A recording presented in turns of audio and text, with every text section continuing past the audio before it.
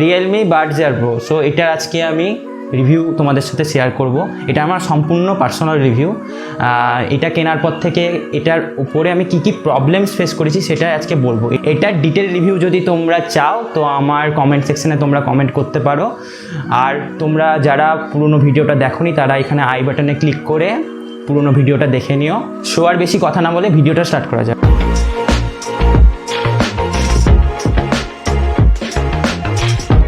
So এটার আমি আনবক্সিংটা তোমাদেরকে নতুন করে দেখালাম না, অলরেডি আমি এটাকে অনেকদিন ইউজ করে নিয়েছি। সো এটা কেমন দেখতে তোমাদের আমি দেখিয়ে দিচ্ছি। তো এটাকে এখান থেকে এখানে খোলা যাচ্ছে। তো এখানে দুটো ইয়ারবাডস রয়েছে, নর্মাল এগুলো থাকবে। তো আর পেছনে এখানে চার্জিংয়ের পোর্টটা রয়েছে, আর এখানে একটা রিসেট বটন দেওয়া রয়েছে। আমি এই ভিডিওটাতে এই ইয়ারবাডসটার মোট মেজর 3 প্রবলেমসের ওপর কভার করেছি। যদি তোমরা কেউ কিনতে চাও তো আগে এই ভিডিওটা পুরোটা দেখে নাও, তারপরে তোমরা ডিসিশন নাও যে তোমরা এটা কিনবে কি কিনবে না। ভিডিওতে একটু নয়েজ আসতে পারে, কারণ হচ্ছে আউটডোরে শ্যুট করছি। হ্যাঁ, ভাবলাম একটু আউটডোরে এসে শ্যুটটা করি, প্রতিদিন ওই একই সেটআপের তলায় শ্যুটটা করি, তাই একটু ভিডিওতে নয়েজ আসতে পারে, তার জন্য ফার্স্টেই ক্ষমাপ্রার্থী তোমাদের কাছ থেকে।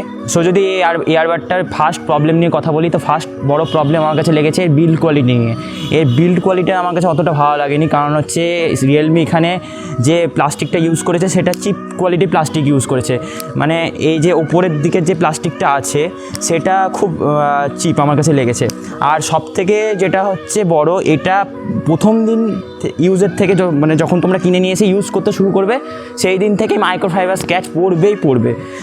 আমার এটা মানে আমি এরপরে তোমাদের ব্যাক স্টোরি তোমাদের সঙ্গে শেয়ার করবো যে এটা আমি 3 নম্বর এয়ারপড আমার এটা, মানে রিয়েলমির 3 নম্বর কেন সেটা তোমরা 3 নম্বর প্রবলেমের সময় সেটা বুঝতে পারবে। তো এইটা আমার যেদিনকে নিয়ে এলাম ইউজ করতে শুরু করলাম সেদিনকে থেকে দেখছি মাইক্রোফাইবার স্ক্র্যাচ করতে শুরু করে দিয়েছে। তো যারা ইউজ করো আমি তাদেরকে একটা সাজেশান দেবো যে তারা একটা লেদার কেস যেন নিয়ে নেয়। অনেক ওয়েবসাইটে এখন বিক্রি হয় লেদার কেস, আমি নিইনি, তো আমার অলরেডি পড়ে গেছে। যারা নতুন কিনে ইউজ করবে তাদের জন্য বলবো একটা লেদারের যেন কেস নিয়ে নেয়। এই ইয়ারবাডটার সেকেন্ড মেন প্রবলেম হলো এর মোডগুলো নিয়ে। এই 3টে মোড রয়েছে তোমরা জানো, যে হচ্ছে এটার মধ্যে নয়েজ ক্যান্সেলেশন মোড, সেকেন্ড হচ্ছে এই নর্মাল মোড, আর থার্ড হচ্ছে ট্রান্সপারেন্ট মোড।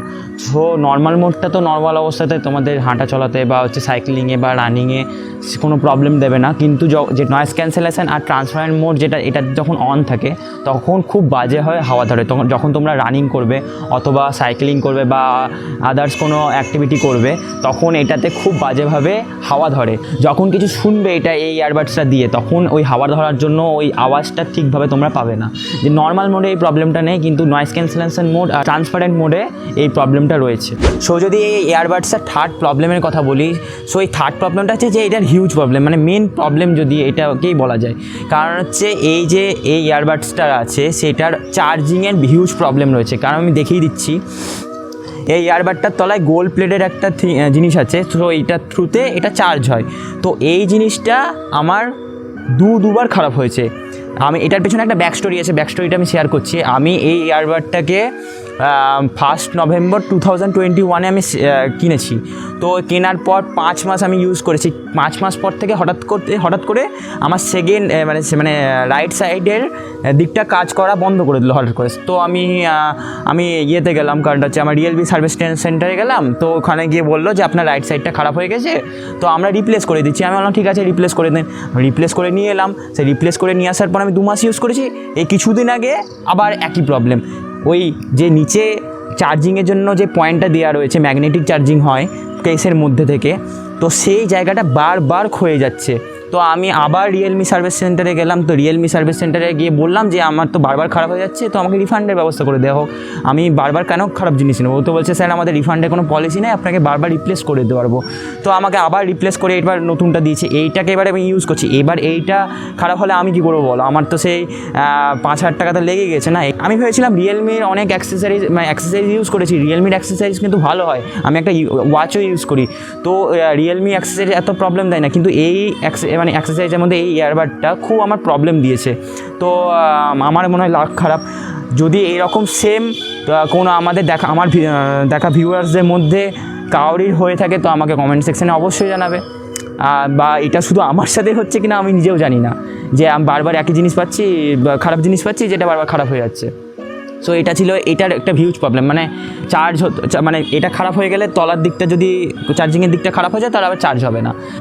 যারা এটাকে কিনবে ভাবছো, আমি বলবো এই প্রাইস রেঞ্জের কমে তোমরা এর থেকে ভালো ভালো এয়ারপডস পেয়ে যাবে অন্য ব্র্যান্ডের।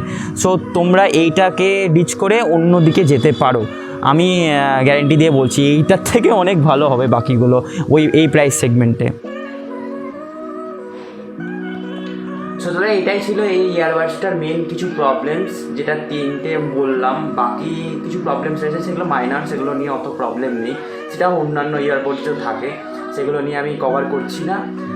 আর আমি আবারও বলছি এই ইয়ারবাডসটার প্রবলেমগুলো আমার ছিল একদম পুরো পার্সোনাল, আমি কোনো ব্র্যান্ডকে ছোটো করছি না এখানে। আমার যেটা পার্সোনাল এক্সপিরিয়েন্স হয়েছে ইয়ারবাডসটা কেনার পর থেকে সেটাই তোমাদের সাথে আমি শেয়ার করলাম। সো তাহলে আমি ভিডিওটাকে এখানেই শেষ করছি। যদি ভিডিওটা ভালো লাগে অবশ্যই লাইক করে দেবে, বন্ধুদের সাথে শেয়ার করবে। আর হ্যাঁ, যারা নতুন আছো ভিডিওটাতে তারা অবশ্যই সাবস্ক্রাইব করবে।